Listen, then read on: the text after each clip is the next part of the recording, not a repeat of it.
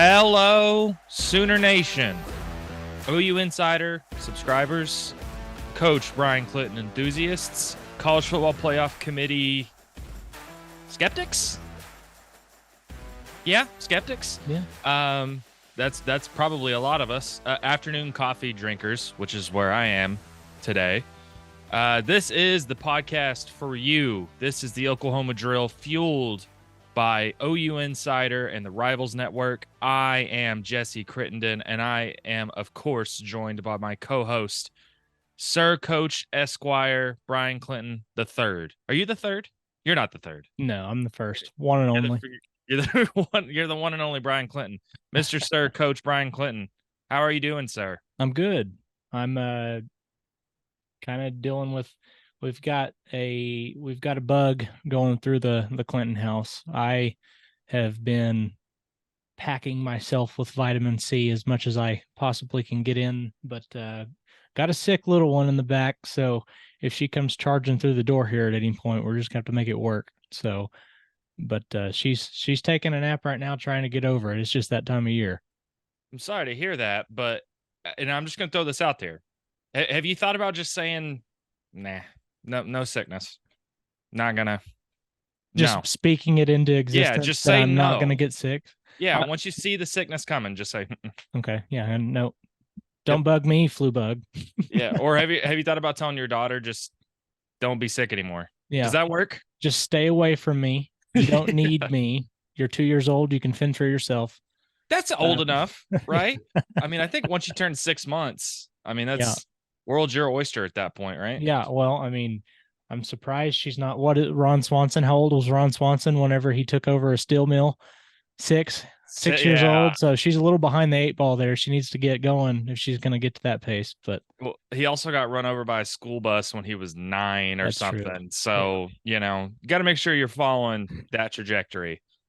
Probably a good thing I'm not a parent. Brian, this is kind of a weird week. It followed what was a weird, or not weird, but an interesting weekend in college football. Obviously, the transfer portal opened up on Sunday, and there's already been a lot of activity from an Oklahoma point of view, not only players entering the portal, but also OU's interest in a lot of people. Or in a lot of players. Also, we're a couple of days removed from some controversy with the College Football Playoff Committee. We've got no games this weekend other than the Heisman Trophy presentation. I did make my Heisman Trophy selection officially on Monday morning. I waited till right before the deadline to get that vote in.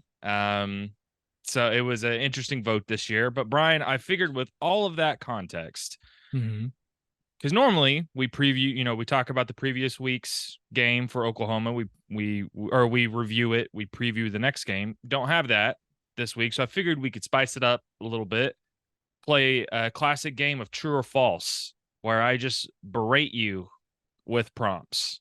Okay. And then you tell me true or false. Love it. The first one is going to be not specifically OU related. Okay. True or false? The College Football Playoff Committee got it correct by putting Alabama in over Florida State in the number 4 seed. True or false? True.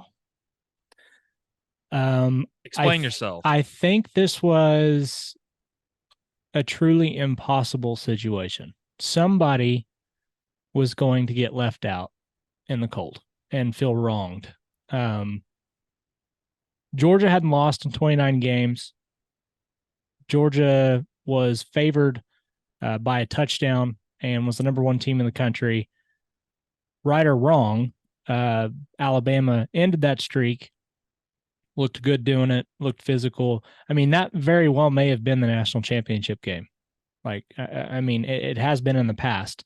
Now, do I believe SEC bias played into that a little bit? Sure. I mean, it's been the best conference. I mean, we can't sit here and pretend that it hasn't been the best conference in the college football playoff era. It has. So I think that part of that is certainly something worth noting. But if Jordan Travis doesn't get injured, Florida State is in. I mean, I think it's pretty cut and dry, but I also think in another realm, it would be really interesting to see if Jordan Travis had been healthy and things still played out the way that they did. If Florida State won 16-6 over Louisville, if Georgia goes down to Bama and then Texas looks the way that it does in the Big 12 championship, I would still be really interested to see how that ends up playing out. I just yesterday, I think CBS Sports is who had it. They had asked they'd gotten a hold of an anonymous college football playoff committee member who said that the main reason why they left Florida State out was they had serious doubts that Florida State could win a national championship. And I mean I know that's not in the list of protocols, but neither is being undefeated. Nowhere does it say if you're undefeated you're guaranteed anything. I know that that's been the case to this point, but I do feel the best four teams at this point in the season combined with most deserving. I think that they got the four teams that are in there correct. So in the interest of this being called the Oklahoma drill, which is a great name, but hasn't always been aptly titled because you and I typically agree about most, if not everything. This might be the first time in this pod's history I've got to disagree with you here a little bit. So now we've got the Oklahoma drill. We're lining up here we go. One-on-one.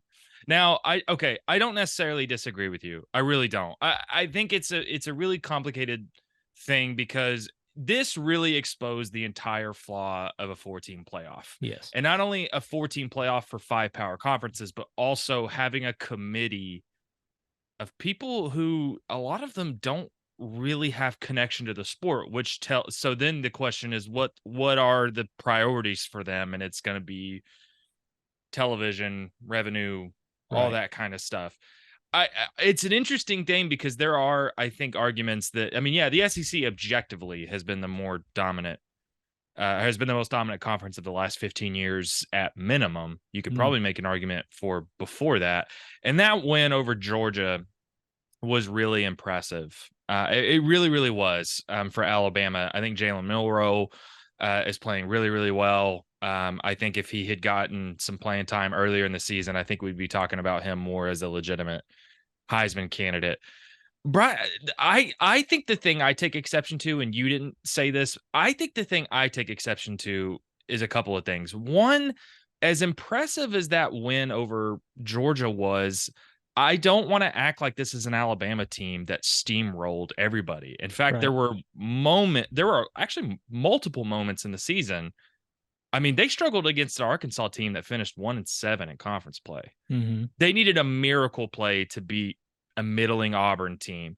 They narrowly beat Texas A&M. They were tied at halftime with South Florida. And so I say all that to say I've heard some people just say, well, Alabama's just better. And to me, that's not only subjective, but also I think ignoring that as impressive as that Georgia win was, let's not act like they beat every team by 50. Right. I think the other thing is I don't love the message that Jordan Travis getting hurt and that's the reason why they're out. I don't love that message. I think it sends a really bad message. I think it sends a message that, well, it doesn't matter about the rest of the team.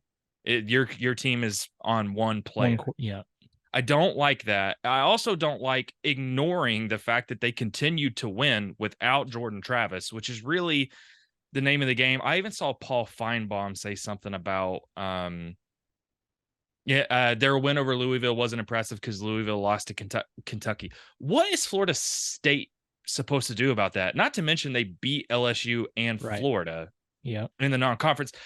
To me, like, I think once you start going to arguments like that, just say you want Alabama in, right? I think once you start going to arguments like that, and I do think it does go against everything this committee's done in the past to leave Florida State out. Yeah. But on the same token, even if Jordan Travis was healthy, who would you probably pick to win between Bama and Florida State? You would probably pick Bama. Mm-hmm. It's an interesting thing. I don't know what the right answer is, but to me, what all this underscores is the 12-team playoff is going to be a welcomed thing for me. And I've heard some arguments that, well, we're just going to be talking about the teams that are left out at 12, 13, 14. To me, that's not the same thing as teams that are fourth, fifth, and sixth, right? It's Right. just not the same thing. No. And two, now we're gonna have objective ways to get into the playoff. If you win your Yes. conference, you're in. And I would much rather have discussions about wild card teams and not about unbeaten an unbeaten Power Five champion and then the one loss champion of the conference that's been the most dominant. If we're not having this, like, I would rather have discussions about wild card teams. Is that? I mean, that's to me my take. I'm not saying it's going to be perfect, but that's been my ultimate takeaway. I have I have some quarrels with a 12 team playoff. I think 6 or 8 is the perfect number. I think 8 would be the perfect number. You have your four, I guess it's going to be power 4 champions now. And then you take your highest ranked group of 5 and then 3 at larges. I think that would be perfect because this was a perfect example. This year you had 7 teams who had a legitimate argument of getting in, and then you throw in, I mean, I would feel awful for Liberty drawing Michigan or whoever they draw, but I mean that's just, again, however you end up working that out. But yes, I agree. You're 100% right. I think it's so much better that there is set rules on this is what happens. This is how you get in. Yes, is it going to be weird when a 9-4 Oklahoma State team upsets a Texas in the Big 12 championship and gets in? Sure, yeah, that's going to be weird. But in those kinds of situations, with the amount of at-large teams you have, the right teams will still get in. I don't see. I can't really make an argument for 12, 13, 14 really deserving a shot. Does Oklahoma really deserve a shot at a national championship this year? I don't think so. But again, that's subjective. I think you could say they have the best win in the country. Their win over Texas is the highest ranked win of anybody in the final college football playoff rankings. They're the first team or the highest ranked one-loss team. So that gives Oklahoma the best win. But losses to Kansas, Oklahoma State, you can argue those things back and forth. But yeah, I think a 12-team playoff, if for nothing else, I'm excited that we're going to have playoff games on campus. I think that's how college football was supposed to be experienced. And then, I think it's going to be a really, really good thing for some of these programs that just haven't had the shot, haven't had the opportunity. So it'll be good. It'll be good. A couple interesting things there just quickly. I think one, I mean, you're right about the 12 team playoff means that one team that doesn't have an amazing record is going to get in. But I mean, you even look at the NFL playoffs, even look at the NFC South this year, where it's just, yeah, you can't, not everything is going to be perfect. You're not going to get literally it's not always going to look good all the time, but it's just going to be nice to know, okay, if you win your conference, you're in. And to me, I think college football is a weird thing where I think some of the subjectivity is what makes college football fun. Yeah. And the debates and arguments, that's part of what makes it fun. But I do think college football has desperately needed a dose of objectivity, a dose of, okay, the goal is clear. Yep. Win your conference. 100%. Yep. And you can't end up like Florida State, who what are they had 2 hard non-conference games. They played their conference schedule, and they literally beat every team on their schedule, and they're out. And that hurts. And I think that's the type of thing you want to avoid. Agreed. But you mentioned Oklahoma there about national championship. Do they deserve that? That leads into the next true or false. I thought this is going where I think it is. Did Oklahoma, or wait, sorry. True or false? Oklahoma got snubbed by the College Football Playoff Committee in not earning a NY6 bowl bid. True. True or false? True. So true. When did this sport start rewarding teams for good losses instead of good wins? Yeah. I mean, Ole Miss has 2 losses this year, just like Oklahoma. Their losses were a close loss to Alabama, and then they got beat by Georgia 52-17. Who's their best win on the year? If I'm not mistaken, I believe it was a shootout win over LSU who's ranked Yeah. behind Oklahoma.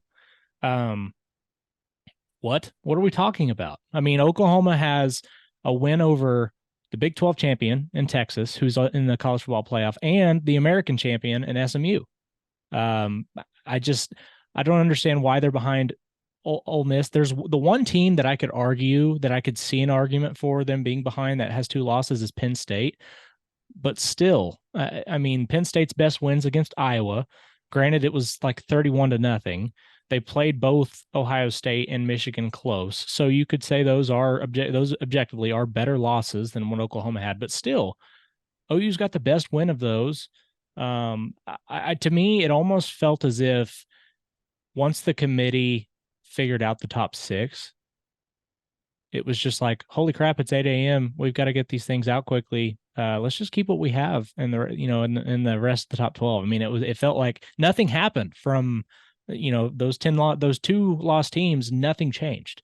And I think that with what Oklahoma has done, with how they stacked up in the metrics against those other teams, it just didn't make sense. I mean, even Missouri, it didn't make sense for them to be ranked 3 spots behind a Missouri team. I don't know. That's really frustrating because I do think that the Peach Bowl matchup should have been Penn State Oklahoma, not Penn State Ole Miss. But here we are, headed to the Alamo Bowl in a few weeks. We'll just have to see everything plays out. But yeah, Oklahoma definitely was snubbed. Yeah, I would say that. I mean, I think going into the weekend, I would agree with you. I think going into the weekend, Oklahoma clearly faced an uphill battle. I mean, they were directly behind Missouri and Penn State and Ole Miss, Yeah. these two lost teams. And it's hard to move up when you don't play, and especially on conference championship weekend where most of the teams that are playing are ranked ahead of you. Right. It's a tough place to be. But I thought surely not only when Texas won and not only when SMU won, but when we got to the rankings into the top four and Florida State had gotten left out, to me, like all of that looked like it was signaling, oh, shoot, Oklahoma's going to land in the top 11. Mm-hmm. And yeah, I think the committee's explanation on why they didn't move Oklahoma up was unsatisfactory. I think is the I think that's the best way to put it. They basically pointed to Penn State's win over Iowa. That was it. That was kind of like what he said. And basically, it's clear if you want to give the committee props for anything, I guess, is consistency. They held Kansas and Oklahoma State's victories over Oklahoma against them so much that nothing that happened over the weekend changed their minds about that.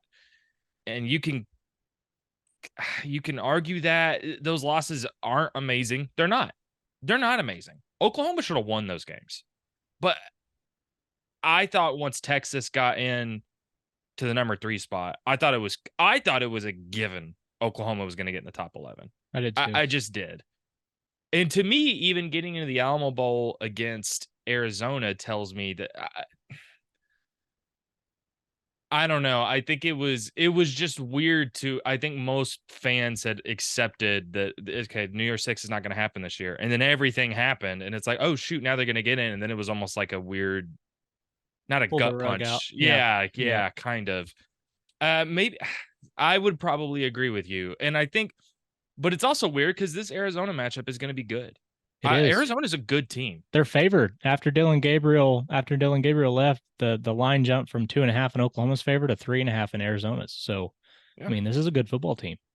It is. And despite this not being a New Year's Six bowl, this is a big opportunity for Oklahoma. In a lot of ways, this is a big opportunity. And there's a lot going into this game, but okay, and then you mentioned Dylan Gabriel. So, let's segue that in to the next installment of True or False. It is surprising that Dylan Gabriel entered the transfer portal. True or false?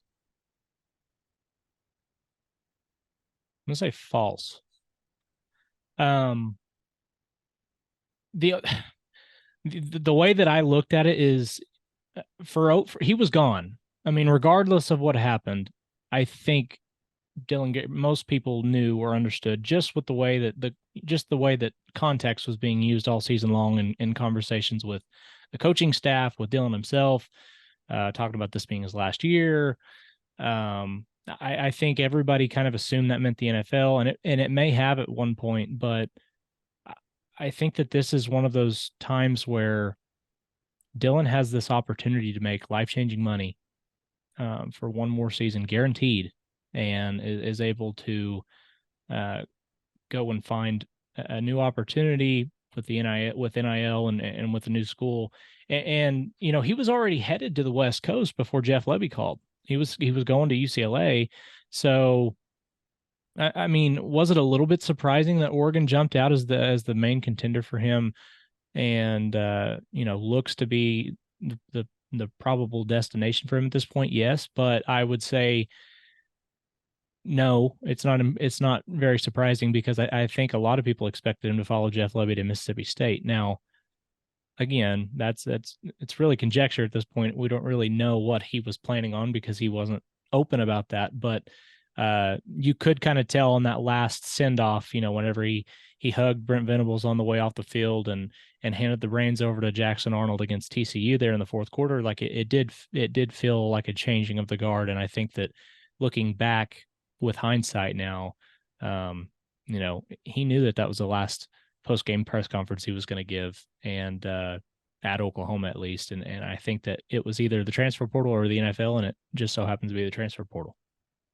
It is. So I'll shout out Eli, my good friend Eli Letterman over at Sellout Crowd. Dylan Gabriel was at an event yesterday afternoon, and forgive me, it was something with OU Soul Mission. It was with Josh Norman, and he basically said that his plan after the season was going to be to go to the NFL draft, and then he got some draft grades back and realized it's not really in the cards for him, or at least he's not going to get drafted very highly if he went this year. And that was my suspicion. I think Dylan Gabriel's an interesting player to look at because by all the metrics, especially this year, he, for all his inconsistencies, for all of the weird moments and bad throws every now and then, Dylan Gabriel has objectively been one of the best players in college football this year. Yep.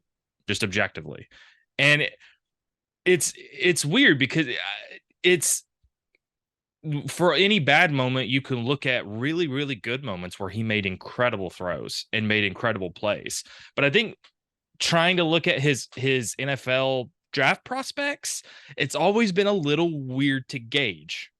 Yep. And to me, it's not surprising that despite all of that, I mean, despite really good moments, that he's not seen super highly around the league. He's kind of a unique player in that regard. I will say, though, because you're right. Look, Brent Venables said it before the season started that this was going to be Dylan Gabriel's final year and that Jackson Arnold needs to prepare to be, you know, the starting quarterback at Oklahoma moving forward. I am a little surprised that it seemed like that even publicly, not just privately, but publicly, that seemed to be the plan before the season even started, was that Dylan Gabriel would move on, whether it was to another school or to the NFL.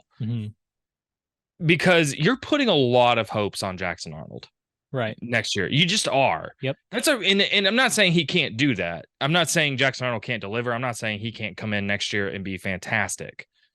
But you're putting a lot on a second-year player in his first year in college football.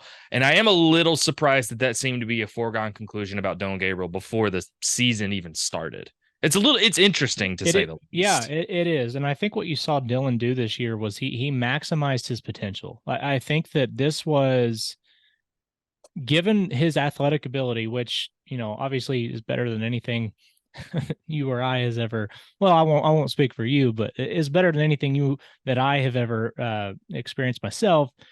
He did maximize his capabilities this year. And I think that going forward, a year in the program for Jackson Arnold is huge. I mean, you know what it's like being a freshman in college. I mean, just trying to figure everything out. Once he's gotten the role of that, I think at the end of the day, the physical limitations that Dylan Gabriel has are not going to be an issue for Jackson Arnold. It's just the height issues, the arm strength, things like that. The size that Dylan Gabriel is, guys that get drafted high are incredible athletes if they have size issues. Yeah. Bryce Young, Kyler Murray, Baker Mayfield has a howitzer for an arm. Like, these guys that are smaller in stature compared to, your Trevor Lawrences, they have really, really great intangibles athletically. And so, I've never looked at Dylan Gabriel as a future franchise NFL quarterback. I just don't know that that's in the cards for him. I do think he can be a serviceable NFL quarterback or a backup. I mean, if he could land in Miami and be Tua Tagovailoa's backup as a left-handed quarterback, I mean, I think that would be a really good spot for him. But there's just so many things. I mean, being a left-handed quarterback in and of itself is a challenge in the NFL. I mean, you've got to change a lot of things up, and an offense has to be built around you for that to work. So, yeah, I mean, I think that this is the best case scenario for Gabriel is landing at a spot like Oregon, who's going to be a ready-made contender. And I wish him all the best. I think he really did a good job solidifying himself as one of the key components for an Oklahoma team that's trying to turn their program around. He was an excellent quarterback for Oklahoma this season. I mean, he's going to be the least ballyhooed quarterback in OU history to pass or to have 4,000 total yards and 42 touchdowns in a season. I mean, he's 8 touchdowns behind Jaden Daniels, who likely wins the Heisman Trophy. So it's like, I don't know. It's incredible what he did for Oklahoma this year. And I certainly am hoping for the best for him. I'll say just a couple of quick things to that. One, completely agree with you. I think Dylan Gabriel is a quarterback that honestly should be appreciated even more by Oklahoma fans for what he did. I don't even, it's tough to think about where this program would have been if Dylan Gabriel didn't come to Norman. That's a scary proposition. Even as bad as the 6-7 season was, even as bad as the 2 losses against Oklahoma State and Kansas were this year, Brent Venables basically had to rebuild the program from the ground up. And Dylan Gabriel came in as a ready-made, experienced, good quarterback. And I think as time goes on, he'll be appreciated more and more as the years go on. 2, I want to make it clear that Jackson Arnold is going to be an incredible quarterback. I'm willing to bet all kinds of, everything on that. And I think he can do that as soon as next season. 3, I agree with you. I think it just makes sense for Dylan Gabriel to move on before the bowl game. I would be shocked if Dylan Gabriel plays in the bowl game. I know there's a little bit of weirdness out there. It's been vague. I think it's clear that they're ready for Jackson Arnold to be the quarterback 1. Yep. And this bowl game is a huge opportunity against a good Arizona team to not only have Jackson Arnold get his first start, but to also have Seth Luttrell in tow. I mean, those are the 2 leaders of your offense. Yep. And you get a chance to start that before you get to the SEC against a good team. That just makes sense to me. I don't know why. It's a gut feeling, but it's a strong gut feeling. I think Jackson Arnold's going to light it up in the Alamo Bowl. Yeah. I don't know why. I have a feeling that it's going to look really good. 15 practices. Yeah. I'm telling you. I mean, you remember last year how much better that Oklahoma team looked in the bowl game than they had in the season-ending game. I mean, I don't know. I'm excited about it. Yeah, and that's what it's just night and day from coming in at halftime against BYU when you're not expecting to, and you're on the road in a hostile environment. It's different when you've got weeks to prepare for a neutral field. It's just a different thing. The last thing I'll say is I think it makes sense for Dylan Gabriel to go somewhere like Oregon. I had a couple people I said on the Quick Slants video with Parker yesterday. I said something along the lines that Oregon provides a more clear path to national championship contention. And I got a couple of texts like, wow, you don't think Oklahoma can contend for a national championship next year? And I was like, that is not what I meant. I have no idea what to expect from Oklahoma next year. I think it's going to depend largely on how they do on the transfer portal the next few weeks, how they do in the spring when the window opens back up for a little Yeah. bit. And also, it's just, this year was an interesting year where they looked really good and then moments where they didn't look really good. And the SEC is just going to bring a whole new ball game, not only even just in terms of elevated competition or consistently elevated competition, but it's just a whole new environment, new teams, new Yep. travel schedule, different priorities.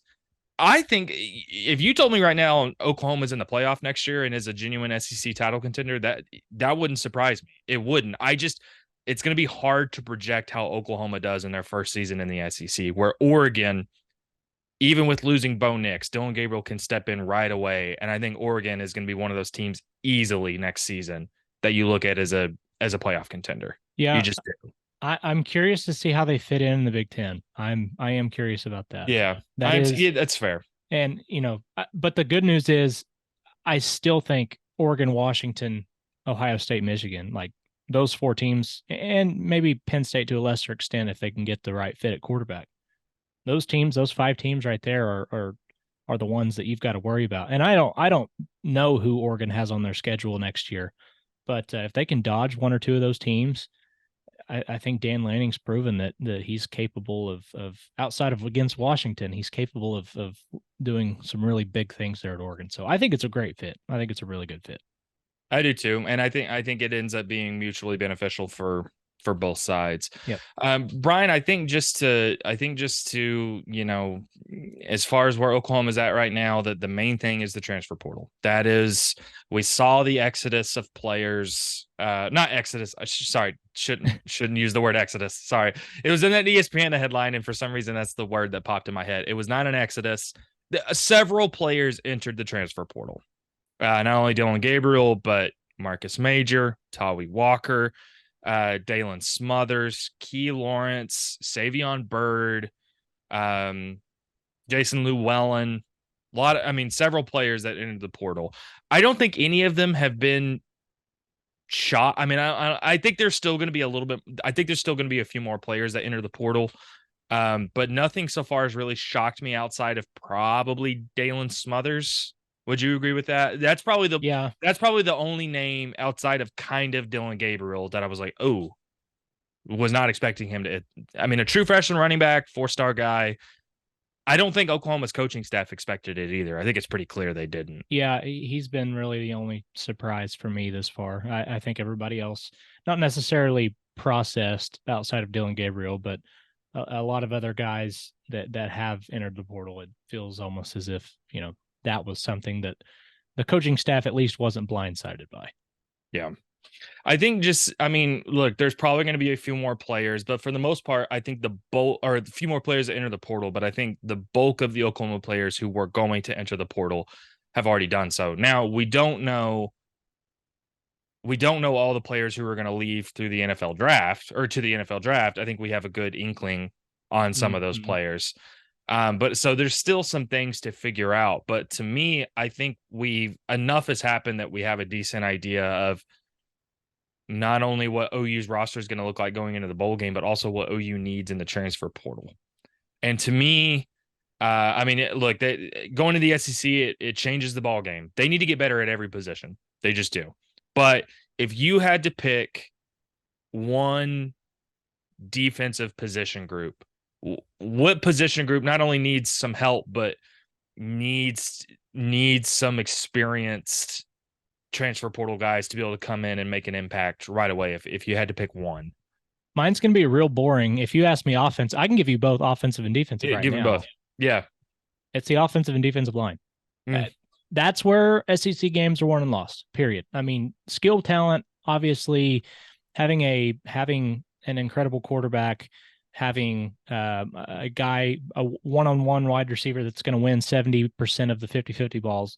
Guys like that obviously make a difference, but in the end, your games are won and lost in the trenches. Defensive, we'll go defensive first. It's the defensive line. Oklahoma needs difference makers on the defensive line. You're losing Jordan Kelly.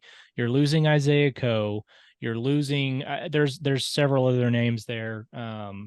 Jonu Lalu, or Laulu. You're losing Rondell Bothroyd. There's lots of guys from that defensive line that are leaving, that are kind of leaving a void there that needs to be filled. And so Oklahoma, I expect them to take several shots at guys. But the issue is, and you've probably spoken about this at some point with Parker, with Brandon, the Sooners situation with scholarships is a little bit tricky right now. And Yeah. so it's not going to be this portal class of 17, 18, 19 guys that you've seen Oklahoma take over the last couple of years. I think Venables is finally getting this roster to a point where he's supplementing with Yeah. the transfer portal, not necessarily building his program. So defensive line, and then if I had to pick another one, I would say you do need another corner somewhere. But Yeah. the defensive line's where I would go. No, I agree with you, and that's why I mistakenly used the word exodus, because look, the last 2 years, Brent Venables did have to completely rebuild this roster through the portal. Yep. That's not going to be the case this year. That's what I mean. For anybody that's expecting OU to land 20 or so guys in the portal like they have the last 2 years, or 20 or more, probably not going to be the case this year. They not only are they going to have more roster continuity, but they do, like you just mentioned, the scholarships. I just don't think are going to be able to accommodate, that kind of intake. Not to mention you've still got high school recruiting. I mean, National Signing Day is in 2 weeks, right? Or early signing day. Christmas signing day is in 2 weeks. I agree with you, Ryan, because you look at the offensive line now. I think one of the positives that came out of the last few weeks of the season is Jacob Sexton and Caden Green look like the real deal. They look like guys you can build an offensive line around, and that's huge. But I mean, it's possible you're losing Andrew Raym. It's possible you're losing Tyler Guyton. You're losing McCade Matower. You're losing Savion Byrd. You're losing Aaron Parks. You're losing Nate Anderson. Walter Rouse. All of a sudden, that offensive line room, there's still potential there. I mean, we didn't even mention Jake Taylor. Right. There's still potential there. There's still talent there, but I think you need not only more depth, but you need more experience going into your first season as in the SEC. I think if you're relying on a bunch of first and second year guys or guys that haven't seen a ton of playing time, that is just a recipe for failure to me. I actually think above anything else, I think this team, especially now, look, I think some of those names, I just mentioned, guys like Andrew Raym, Tyler Guyton, those are guys that we expect to declare for the draft. They haven't yet. Expect them to, but those are, I mean, it hurts to lose those guys going into the SEC. And to me, I think assuming all of that happens, I think bar none, the number one priority is the offensive line. I just absolutely. Let me ask you this. If you have, let's pretend we're millionaires. I've got a beautiful, gigantic house that I don't even know where I would go with that. A beautiful house filled with all the cars I could ever want. What am I going to? I'm going to be happily paying a lot for insurance, right?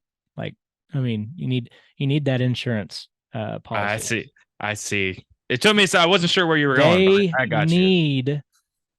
Think about where Oklahoma's season goes if Jackson Arnold isn't able to stay healthy. The SEC schedule is going to be tough. I mean, there was a tweet out there the other day. Oklahoma's schedule next year has teams currently ranked 3, 4, 9, 11, and 21 on the schedule. So, like, it's tough. It's going to be a tough schedule. They need to have guys in place that are going to be able to protect Jackson Arnold. And it's going to be something that I feel that staff probably looks and recognizes. Troy Everett probably steps in as a good center, but you have to have another tackle that's ready to step in and go. You've got to have one or two guards that are ready to step in and go. You need some big boys on the inside. You need some maulers on the inside at guard that are going to help you not only protect Jackson Arnold, but open up holes in the running game against, I mean, what is going to be a huge step up in competition in opponent defensive lines. So yeah, I would agree with you 100% that the offensive line has got to be the priority in the portal. And I would no, I absolutely, and I would say I think your point about the defensive line is right. I think specifically defensive tackle. I think the fortunate part is, even outside of our Mason Thomas or PJ Adebawara, I think the team. I mean, they can add again. Not trying to split hairs. They need some upgrades almost everywhere. Mm-hmm. Just in general. I mean, every team does to a certain extent. I think that they're gonna have some. They're gonna have some stuff at defensive end. I think defensive tackle is going to be a thing. I mean, you're losing, yeah, like you said, Jonah Laulu, you're losing Jordan Kelly, you're losing Isaiah Coe, and you're also losing Rondell Bothroyd, who saw the majority of the snaps at defensive end, or saw a lot of snaps at defensive end. So yeah, I think it is going to be really pivotal again, given the limited number of potential scholarships. Mm-hmm. OU is going to have to make all of these count because again, Yep. they're not necessarily in a rebuilding effort and they don't have all the scholarships they can give. Yeah. So if they land somebody, like each one is going to be pivotal because for each person you land, there's likely one other person you're not taking. Right. And Yep. that's yeah. Evaluations have to be on point in this one. Your evals have to be. I mean, you literally have to hit. That this isn't one of those. This isn't going to be like a scattergun approach, like we kind of saw. I mean, it really was that. In the last couple of years, where they went out there and got, this guy looks better than what we have currently to work with, so let's take him. That's not what this is this year. I mean, I think I feel pretty confident in saying you have probably 10 or less guys coming in the portal. And Oklahoma needs every one of those guys to hit if they're going to compete for an SEC title next year. Yeah, you're probably not really in the market for a project. You're No. you're probably not in the Nope. market for a guy that you stash away and maybe in a year or two. No, I think you're right. I think everybody you land in the portal, you need to be reasonably confident can come in and make an impact next year. Yep. See the field.